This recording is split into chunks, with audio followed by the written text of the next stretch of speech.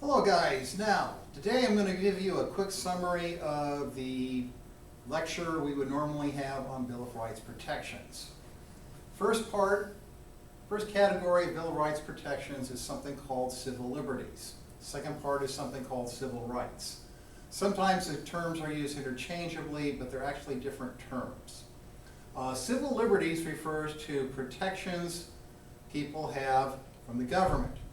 Civil rights refers to protections citizens have against unfair treatment by other citizens. Sometimes in the American context, civil rights will refer to protecting citizens against unfair treatment by state and local government. But here we're talking about civil liberties, protecting people from the government. Okay, now we've defined what it is. We're going to be discussing here a process called nationalization of Bill of Rights. Now remember, when the Bill of Rights was written, it was unclear to what extent it applied to the states. So let me put it another way. Remember, it was initially written to protect people from the new federal government. Now, the wording of the First Amendment is clearly aimed at Congress. You ought to look at that sometime. But note, Congress is told it can't make certain laws regarding freedom of speech, freedom of religion, and all this.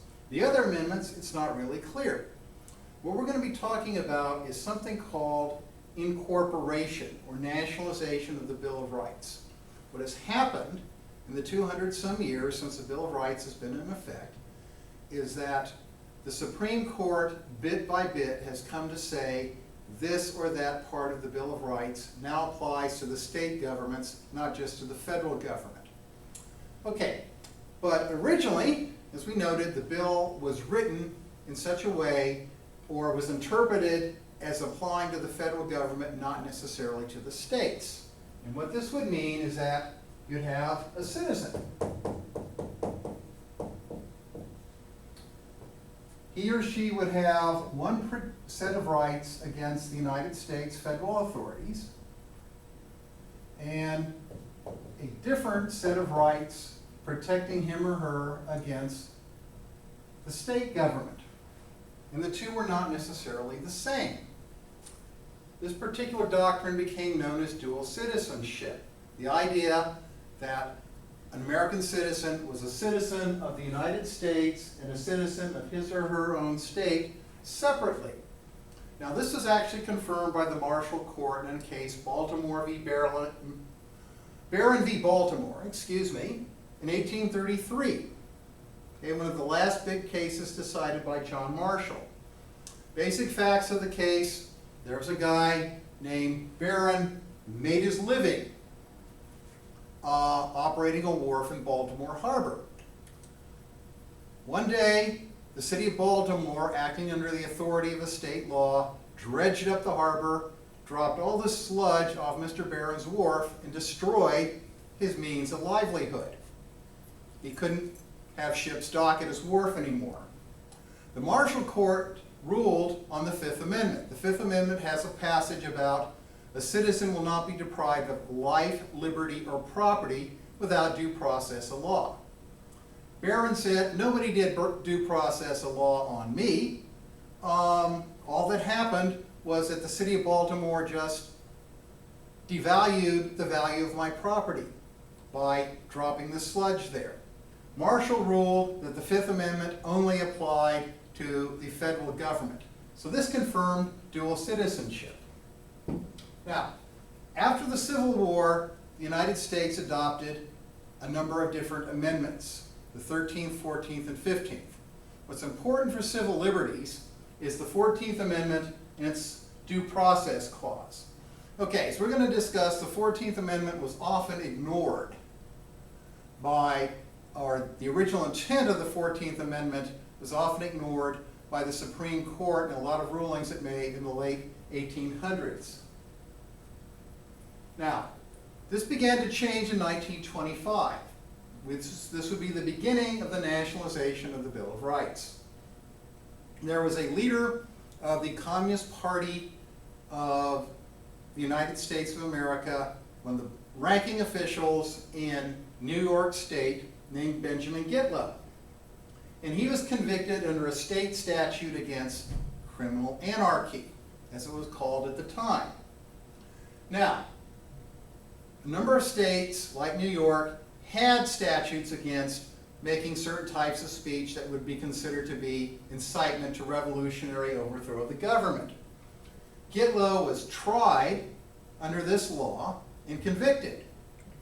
And he appealed his conviction to the United States Supreme Court on First Amendment grounds. Now, the important thing here is that this was a state statute. Now, Gitlow lost his case because the Supreme Court upheld the state law. However, the important thing was the Supreme Court said, yes, indeed, state laws are subject to the First Amendment. So this was the beginning of applying the Bill of Rights to the states. Okay? Gitlow v. New York, 1925. Now, a lot of this process of nationalization of the Bill of Rights took place during the time when Earl Warren was Chief Justice of the United States. Okay. Now, Warren was a liberal Republican back in the days when there was such a thing, and he was nominated by President Eisenhower to be Chief Justice of the Supreme Court. The Warren Court would last from 1954 to 1969. Now, what's important for us here is that the court started to show an increased willingness to review state laws for their constitutionality under the Bill of Rights, and an increased willingness to review state court decisions for their constitutionality under the Bill of Rights. The operative word here is state. Now, court and case Brown versus Board of Education, 1954. This involved a state law. And we'll talk about this in a little more detail when we discuss civil rights, because it's more a civil rights case. However, the United States Supreme Court overturned the actions of a local school board operating under a Kansas state law. And this would be the beginning of the extension of Bill of Rights to the states by the Warren Court. Now, this began, one thing, with the Fourth Amendment. The Fourth Amendment has this exclusionary rule that says illegally obtained evidence cannot be admitted in a court proceeding.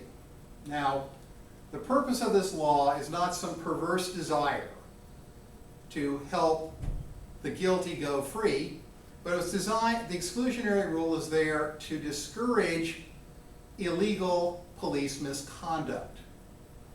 Now, something very similar to the exclusionary rule we now know has been applied to federal law enforcement ever since 1914. There's this case called United States v. Weeks. Now over 100 years old. Now, so there would be times, like in the 40s and 50s, when a number of American Communist Party members who were involved in espionage would wind up walking free because the evidence obtained against them had been obtained unlawfully. Later on, in domestic terror cases involving the Weather Underground, a violent group from the early 70s, wound up that members of the Weather Underground wind up not getting tried. Why? Because the FBI had mishandled some of the evidence obtained against them. And so under the exclusionary rule, a lot of the evidence against the Weather Underground was thrown out. Okay? Here's a former member of the Weather Underground commenting on this. Guilty as hell, free as a bird, America is a great country. In other words, because of the exclusionary rule, Mr. Bip Ayers managed not getting tried for his crimes. Now, the Fourth Amendment's exclusionary rule got applied to the states in Mapp v. Ohio, 1961. This involved the illegal seizure of evidence by the Cleveland Police Department. Members of the Cleveland police force were looking for a bombing suspect. They went to a boarding house owned by Miss Dalry Mapp. She refused to let the officers in. They did not have a proper warrant. They muscled their way in anyway. They found some pornography that was illegal under Ohio state law at the time, and Mapp was tried and convicted for possessing pornography. She appealed her conviction, and her conviction was tossed out by the United States Supreme Court. What was the legal basis? Okay, the Due Process Clause of the 14th Amendment. Okay, now you would think, or the original intent of the 14th Amendment and the Due Process Clause, the original intent of the framers, seemed to be extend various Bill of Rights protections to citizens of the state. That was ignored by the court for a while. But now, you're going to see more and more, first with Gitlow v. New York in 1925 regarding the First Amendment, and then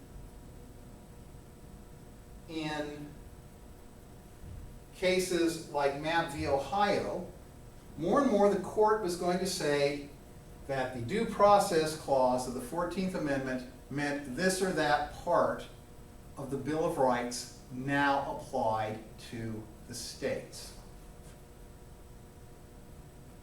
Now, there's also extension of the right to counsel, and this provided by the Sixth Amendment. Okay, but the case that established this was Gideon v. Wainwright in 1963. Mr. Gideon had been convicted of a burglary in Florida in the early 60s. He was so poor he had to stand trial without an attorney. Now this severely handicapped his defense. While he was in the state penitentiary, he spent a lot of time in the law library. Legend has it is that he wrote out his appeal to the U.S. Supreme Court in longhand on a piece of paper.